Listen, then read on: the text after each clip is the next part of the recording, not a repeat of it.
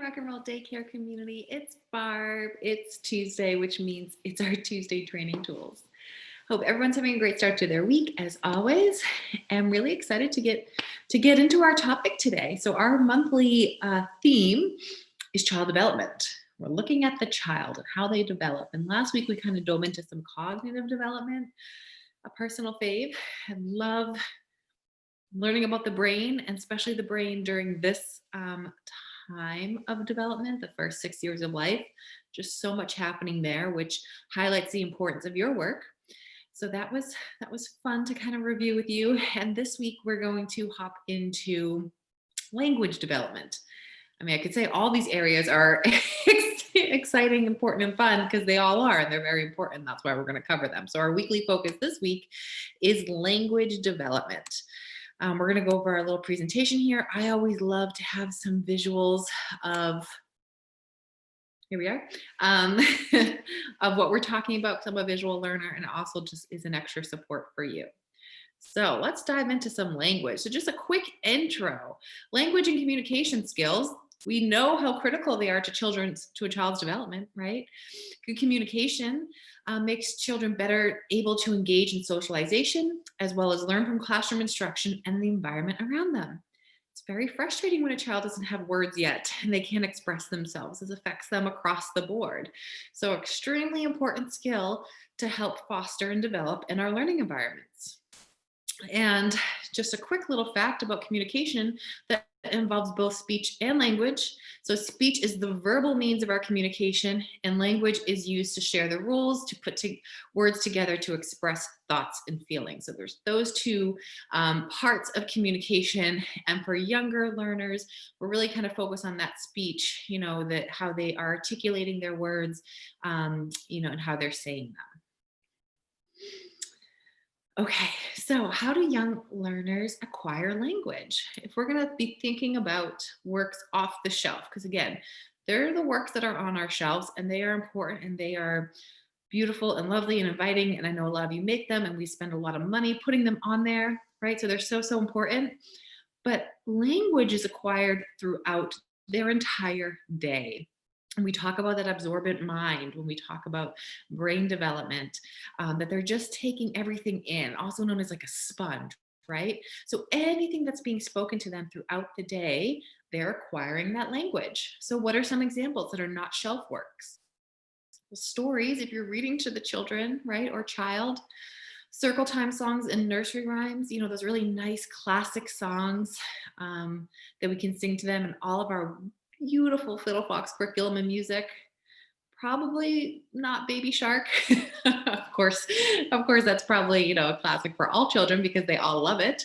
But some really nice, those classic nursery rhymes and classic songs, conversations. That you're having with the children. I love coming into the classrooms pre-COVID and seeing really genuine conversations between teachers and young children. But it's not just limited to that. It's the conversations that you're having with other adults in the classroom and parents. So just conversations in general and how you're conducting those. A lot of books in your environment, literacy rich environments. There's just a lot of books and a lot of access to different reading materials. I know a lot of teachers, I think before COVID too, maybe there's a way that we can get back into it, going to the library to do some trips to get some nice books that have to do with the themes that your class is maybe studying or an interest that your child has. And sensory experiences. Remember, children learn with all of their senses. That's why infants are constantly putting things in their mouth, because that's how they're exploring and learning about the world. So the more sensory experiences that we can have for them in the classroom, the better they're able to acquire language, and naturally, in different words and vocabulary that we can put around those experiences themselves. It's really important to be thinking about how we speak to the children and be really mindful about that. Are you enunciating? I struggle with that sometimes. We're like, I really don't think my kids actually heard me because I wasn't being clear myself. I'm tired. I have a lot on my mind. Was I being clear? Are you making eye contact and on the child's level? Gosh, if you haven't heard that enough from me, you're probably so sick of me saying that, but it's so important. I will always give the example that if I were to turn my back like this, you really can't hear too much of what I'm saying compared to when I'm facing you and making eye contact, it's a lot clearer. So when we're above a child, they can't really hear us as well. So we're getting on their level and making that eye contact when we're speaking to them, not just out of respect, so they can actually hear what we're saying. Similar to what I just said, how are you speaking to the other adults in the room? They're picking up on that. An adult walks into your classroom, whether it's a tour, again, before COVID, or your director's walking in, or someone's coming in to relieve a break, really be mindful of that interaction that you're having with the other adults, because that's what you're modeling for the children, and they are watching everything. So, how do you speak to the other adults in the classroom? Or using baby talk, so of course our intonation is going to change when we're talking to young infants, and that's really natural, and that actually helps them develop their language, and it helps with their cognitive ability. But the baby talk, we want to be using like real words and real conversations with them, and making sure it's this really authentic experience versus baby talk that is not a good model for them. Okay. And how you communicate with parents. So similar to the other adults in the room. Again, I know this looks different with COVID because drop off and pickup aren't that like sacred time that we used to have, and it's just looks different. But regardless of what the drop off and pickup situations are, your verbal communication and nonverbal communication with parents, again, is being modeled for the children. So we just want to be really careful about how we're saying things, and the way we're saying them around children when they are in our presence. So let's talk about some language tips. So I'm going to do like infant and young toddlers, and then go older toddlers to preschoolers. So the most important, and again, we've talked about it before, this is why I love Tuesday Turing Tools. You really get to see how everything comes together. These aren't just like individual topics that we talk about. Everything is interwoven, which I love. So there should be repetition, and I love when there is, because it just helps to reinforce the the importance of that. So infant and toddler language tips during care routines. Having those conversations during the care routines is so important. And we've said this, talking a child through a diaper change, talking them through the toileting process, talking them through how they're setting up their snack, or if you're feeding them. We cannot underestimate these little moments with our infants and young toddlers. It is allowing for that one-on-one with the child. When you are changing them or feeding them, it is you and the child. And yes, of course, you're looking at the rest of the classroom, you're just like shutting off and looking at them, but it is the one time that you actually get that one-on-one time with them. So really, maximize it. It fosters that trust. When a child's being taken care of, they are in their mind are thinking, this person is taking care of my needs, and that's helping to build that trust, which of course, as we know, is the foundation of any learning that has to occur. So extremely important work that you're doing. It allows the child to feel like a participant in the routine. Okay, right? We don't really want them to feel like we're doing something to them, because then they're just kind of lying there and they're not, they're a participant, they're actively involved, and that makes them feel important.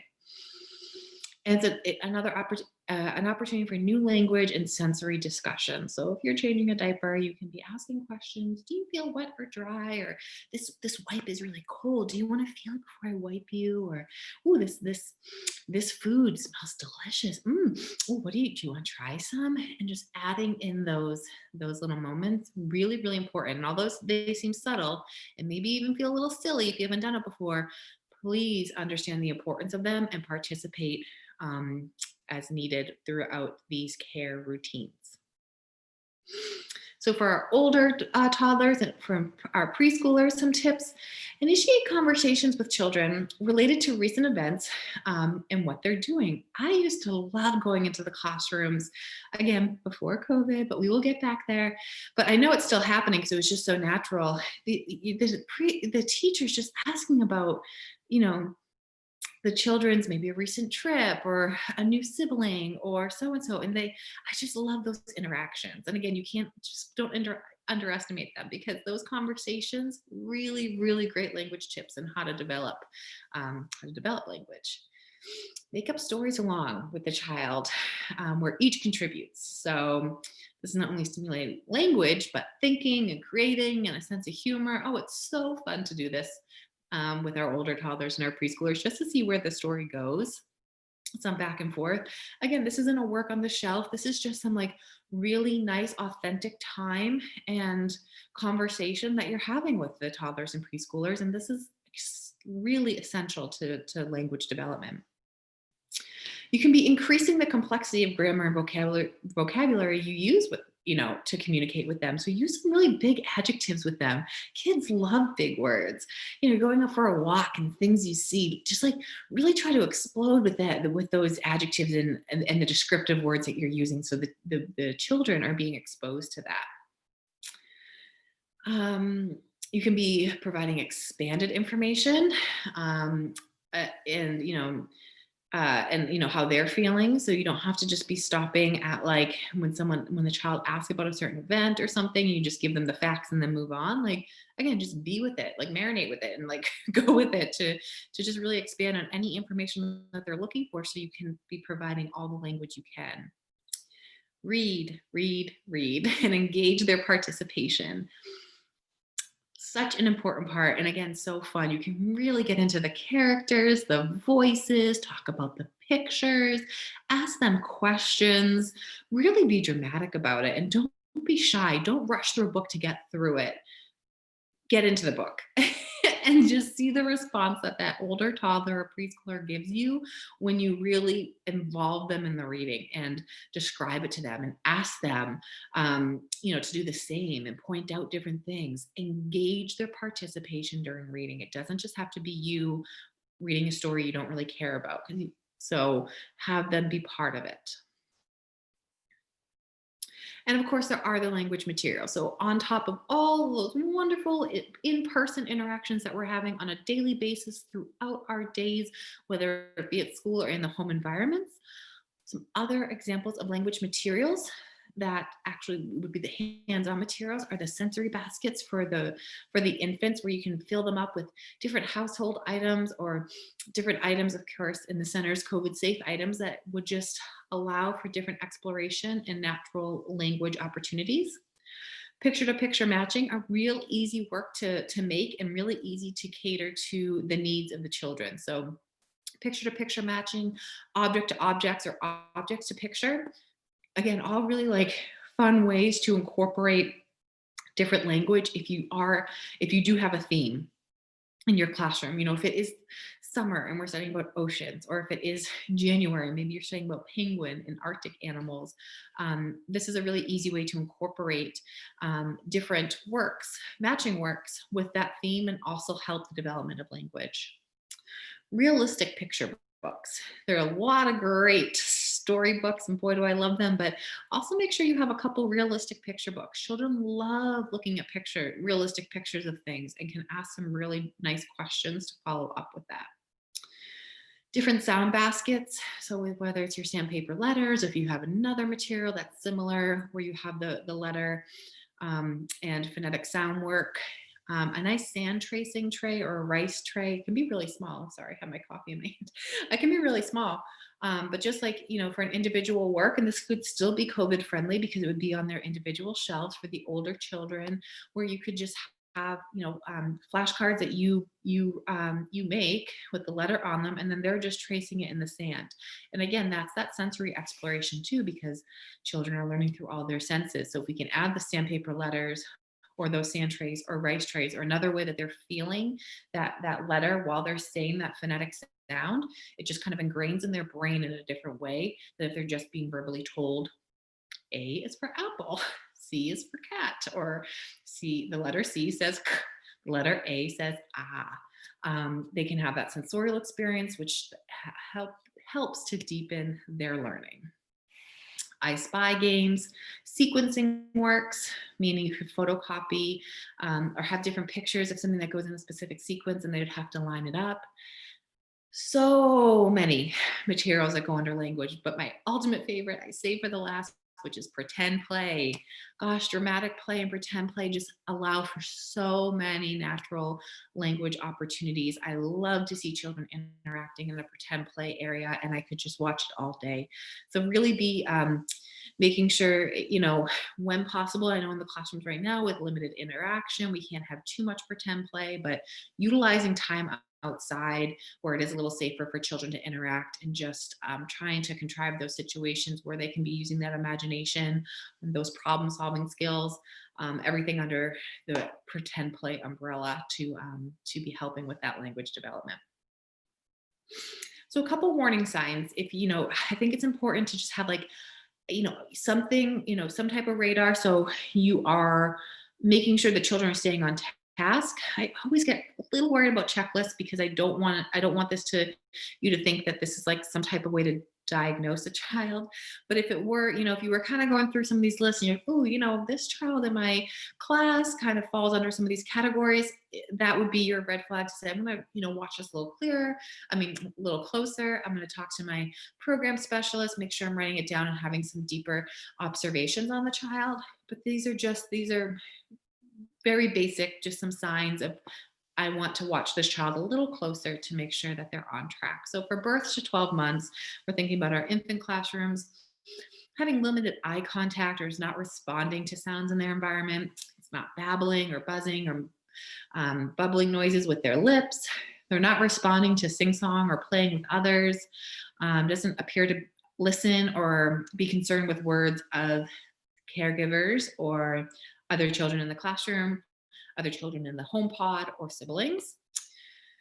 It's not making common gestures such as pointing towards an object, waving goodbye, or greeting. It appears uncomfortable in a group, crying often and whining matter. So just a couple things that if those aren't really in alignment with what you're seeing, not all of them, but again, just kind of take a deeper note. So for our younger toddlers, our 12 to 18 month, still not showing a lot of eye contact, if they have limited range of emotions, has not begun saying single words for common people or objects, cannot point to two or three major body parts such as head, arm, feet, or legs, and does not point to familiar objects or people, or cannot point to people, point to pictures of common objects when asked, and seems uninterested in the environment, does not want to get the attentions of others, or no interaction. So a couple things you'd be mindful there as well. All right, so moving up, toddlers cannot point to, for 18 to 24 months, cannot point to or say names of common objects in their environment, does not say simple sentences such as want milk or Dada's home, does not enjoy listening to stories or following along with a book, is not interested in other children, and it's more difficult to understand than the other children in the environment. And for our older toddlers in preschool, some warning signs, again, that poor eye contact and lack of attention and focus. Listen to how they pronounce words. Are they hard to understand? Can they understand simple directions? Are they having trouble with basic social skills? They're not interested in that reading and storytelling that we talked about in that other slide. Do they repeat back what you say to them or say the same thing over and over and over? Do they have a lack of empathy for feelings of others? Or do they avoid conversation? Are they only interested in talking or reading about one subject? Are they not engaging in fantasy or pretend play? And do they lack a sense of humor? Okay, so going back to these ones too, and just as a disclaimer, I'm not a speech and language pathologist. This is not my specialty. I will link the sources that I used for this Tuesday training tools. Again, this is just really 101. So we're not using this as diagnostic. You have your other tools for your evaluations with children too. This is just some other things that you could be thinking about if you, again, just have that child in mind that you're like, oh, I don't know, they're not really seen to line up with the other children. Just some other questions you can be asking to make sure that that language development is coming along. And lastly, I want to talk about sign language. I personally love sign language. I only know a couple signs. I'm not a master by any means, but I think it's a really important tool, especially for our toddlers who or any really young learner who don't have their words yet. It just gives them another way. So some some other pointers about sign language: it promotes development of language skills. It can really reduce frustrations at not being able to express the needs, like really simple needs, right? It develops an understanding of language for communication of emotions. It creates feelings of satisfaction and accomplishment. It reduces unexplainable emotional outbursts. Sometimes it's really something simple and they just can't say it. So if you were able to link that to a sign, a basic sign that you have been using in your classroom environment, and they had learned it, it could help reduce that. It increases early literacy skills. Um, and just really teaching babies and young toddlers how to start and participate in a conversation. This back and forth of, oh, I'm understanding you, even though you don't know how to say that word yet. You're still being understood through this action and this language that you're using with your hands. So here are some websites for signing resources. I wish I used to know a lot more signs. Sorry, I had to put down my coffee. But the ones I'm thinking about, the ones that I've commonly used when I was in the classroom as a toddler teacher and preschool teacher, of course, the more, which is pretty simple. Thank you. I think this is you're welcome. Help. All done. See if I go here, like, all done. What were some other ones? Help. All done. Thank you. I'm telling you, I don't use many. But if you think about it, you know, if a child is eating, like, more, oh, what's please, please, right? So you can do more, please. So you're adding in that grace and courtesy, and that's a simple sentence. Or if you know you're sensing that they are like finished with something, you can be linking it to that sign, like, I'm all done, and then helping them carry on with the cleaning up or whatever it is. So, or giving them that just concrete way to be expressing themselves. So again, I'm not a language pathologist, a speech and language pathologist. I am in no way, shape, or form a specialist when it comes to American Sign Language. But if you can get some, if you agree in your classroom that that's a tool that you want to use, I would support it. I think it's important for language development, and there are a lot of resources. And you can start really simple. Even those 5 signs I just did could get you really far with the younger toddlers. Um, and yeah, it's fun to use. I remember we used it a lot. And then for the preschoolers, it's nice to kind of have, like, I think this is no, because I would say no, thank you.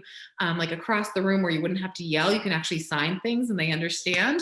So I used to use that in my preschool room a lot too, when I had, you know, over 20 kids and I can't be yelling across to a child who's, you know, doing something that I need to tell them. So we would use sign in that way as well. So that was another tool. So that's just a little introduction to the language development. Yeah, so again, there's so many great tools and resources out there. So if it is something you're interested in, I would encourage you to keep studying it. And if you have any questions, certainly know you can ask me, your program specialist, your director, anyone on your team. And really take some time in the next week and maybe try out some new sign language, or really read a book and get into it with a child, and be really mindful of those really authentic conversations you can be having, and know the importance of them for their language development. So as always, thank you for all that you do. Your teachers are absolutely amazing. You are my heroes. The work that you do every day is so incredibly important. So thank you, thank you, thank you. And I will be seeing you next week. Have a great day. Bye, everyone.